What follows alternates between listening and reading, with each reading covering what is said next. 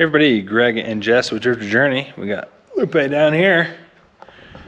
Got another fun video for you guys. So we recently got our Tune Outdoor M1 camper, and it's on our 2023 Colorado ZR2. Old news these days. But we are going to take it on its first maiden trip. Voyage. Anyways, like, comment, subscribe, purchase anything through our links below in the description to help support the channel so that we can keep doing this for you guys. But yeah, we are going to see how to load this thing up. As you can see, we have it fully empty. I cleaned it. It's it is cleaned out and swept right now. But we've been using the truck as a truck a lot. But yeah, we were talking about doing a no build type situation so we can keep using the truck as a truck. So we're gonna try that out, and in standard fashion we're just gonna go big. We're waiting to the day before we have to leave to get everything in here and see if it fits. So. And we're leaving for 4 weeks, I think, is what we decided. So yeah, let's load this thing up.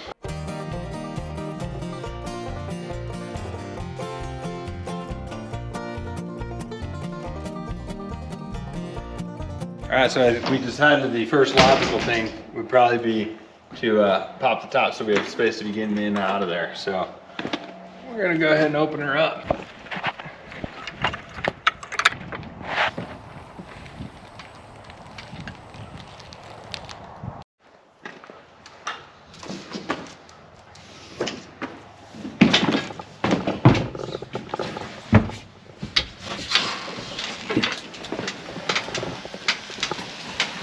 So if you guys have followed us before, you know that we had a pre-organized bin system in our van, and we're going to try to utilize that again.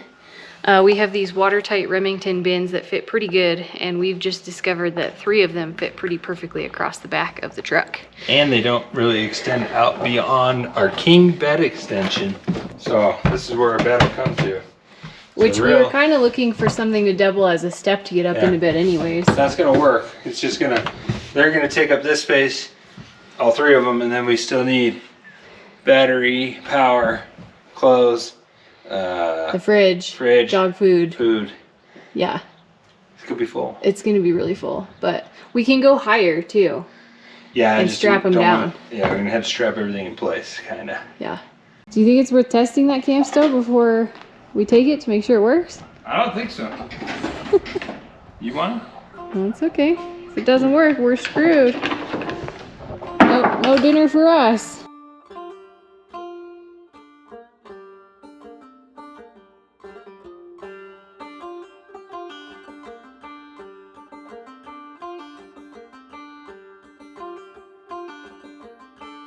Okay, so we have this ICECO cooler fridge that can run on DC or AC. So we have it pre-cooling in the garage, and we were just doing some testing here. So we're running a Blue Eddy.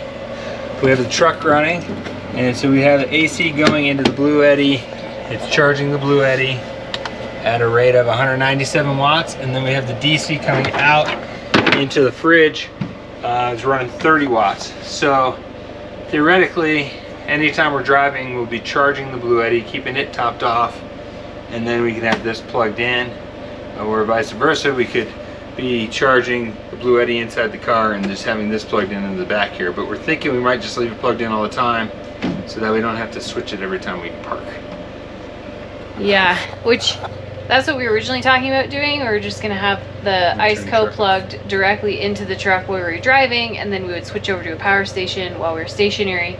But I was thinking, like, okay, well, there's gonna be times when we just stop for lunch for like an hour, and the ICECO would probably keep our stuff pretty cold. It's pretty well insulated.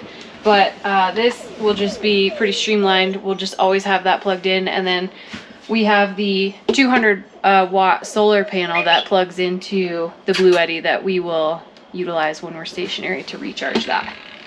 So the question is whether the Blue Eddy, because this one is a smaller one, will be enough power to run what we need, which is just a little LED light strip, which pulls about 70 watts. So we won't have it on very often. The max fan for air circulation, and then the fridge, which is running like 25 watts. So even if it ran 25 watts 24 hours a day, that's 500 watts. Yeah. So it Theoretically. would probably be enough. We were trying to figure out if we should bring the extra one as a backup. Yeah. But we just plugged that one in and it was freaking out. It didn't seem like it wanted to charge it. Yeah. Maybe we'll bring it as backup if we have room. Yeah. Just in case. We seem to be running out of room though. Yeah. We're getting quite full. So is this everything yet? No, we still have that whole pile on the floor. Well, yeah, so... And we have to bring clothes. Whoever lives full-time in trucks, let us know how you do it. 'Cause we need to go higher, I think. Yeah, we'll have to go higher, like, but realistically, we don't have that much in here yet. No. Because we used to carry how many bins normally? 6? Yeah. So we used to carry twice the amount of bins, which we could just double stack those. Right. And our fridge obviously is bigger, and just we in didn't have a place. fridge in the storage area before. Yeah. But we still have. So all in all, when you use your truck bed as your living and storage space, it fills up pretty damn fast. Okay. But I think we're close. So we're gonna have to put some clothes and stuff in the back seat. Ooh, see if that fits nicely right in that little hole. Oh yeah. Look at that. See, it's like it was meant to be. So we still have a dog food bin. This is bigger Right than there. this. That can go there. So, you know, when we post up permanently at a place, we'll probably stack, yeah, right? stack on the back, and then it'll all have to come down. We'll keep it low for driving. We might not even have to strap anything in at this rate. It might just be And then, one layer full. And then you just move things around. So we'll have, what, 14 gallons of water? Yeah, I was kind of worried about that. We'll be fine. Okay. I mean, we'll have, we used to carry We're just used to double carrying that, 3. Right? 3 and then a 10 gallon And a 10-gallon tank. But 38 gallons. Some more, yeah. So this will probably last us, like, if we're not showering, 2 weeks. just drinking and cooking. No. No? Probably like, yeah, maybe like 7 days. I'm going with 2 weeks. Okay, we'll see. I feel good about it. But we're not going to be in a place for that long, right? We're going to probably spend maximum 5 days. 5 days at one spot. So that'll be a good test. Yeah, and we're going to have friends that we can mooch off if we have to. Yeah, we used to be the people that everybody mooched off. Hey, because van we had people. so much stuff. Can we use your stuff? All right, so Let's continue. We're going to keep going. Okay, let's give it a little test run. You want to get in? Oh. And now what? Are you going to check on the phone? Yeah. How's she gonna get up in the bed? You gonna lift her? You wanna see how she likes it? She doesn't even like being in the truck. She's a little dirty. She's been laying in the dirt all day. Up on there or no? Yeah, sure. Come on, girl. Go up your rim. Come on. Good girl. Good girl. You want to come up here? You ready? There you go. Yeah. You can get up there with her. Hi, honey. She gets an idea of what's going on. It's kind of hot. It's warm up there. It's hot. Yeah, you are dirty. You got paw prints all over her. You're making bird paw prints everywhere. Blue bag, come here. Come here. You can pull that down if you want. Hi. There you go. I think it's going to work out. Yeah. She says, as long as you're up there, I'll camp up there with you. She's a snuggler, huh? This is our new home. Yeah. I don't think she's that sure about it. It's okay. You ready to go down? Come here. Come here. Oh, you don't like that. We might have a bit of a learning curve on the bed. But There you go. Okay, go ahead, get down. Oh, you want to go back up now? You want to get back up there? She's like, no, I'm good. How do you feel about our space here? I mean, it's gonna work. It is. It's just much different. Are we gonna be miserable? I don't think we're gonna be miserable. There just won't be much like hang out in the truck time, which we knew that. Like, I think it'll be fine because once we move this crap up to level 2 when we're there, you can sit on, as long as you don't put them all the way out, you can sit on those, you can sit on the rails. You getting back in? Yeah, you like it now. oh, Lupe. It's just gonna be a lot of moving stuff around to like be in there versus driving. What do we used to call it? The shit shuffle. The shit shuffle. There's gonna be a lot of shit shuffled. One of the things I hated the most about living in the van. Yeah, well, we're gonna be doing a lot of it. Yeah.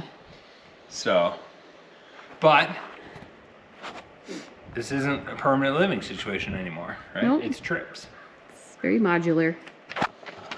And that's, like, we could build this truck out to be, she's literally sitting on her ramp now. We could build it out to have, like, stuff anchored in, and that would be a lot more convenient for traveling, but it would really limit the, like, things we could do with the truck as a truck. If you guys have been following us for a while, you know that we bought property and we want to make sure that we still have this truck for firewood and Trucking. hauling things like that. So yeah, I think that about wraps it up. We'll show you guys tomorrow morning when we're ready to head out what it's like fully loaded.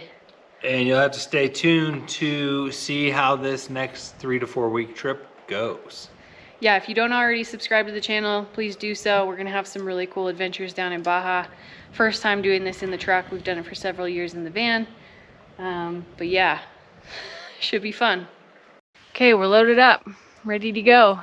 Only spilled 1 beer and 2 beers, I guess, broke in the process and Yeah. made a mess. Now it smells like stout. It's the next day and we have haircuts, so. So yeah, the bed is full, as you can see. It's going to be quite the process every time we get somewhere just to get in and sleep, but so we're going to hit the road. Stay tuned for the next episode.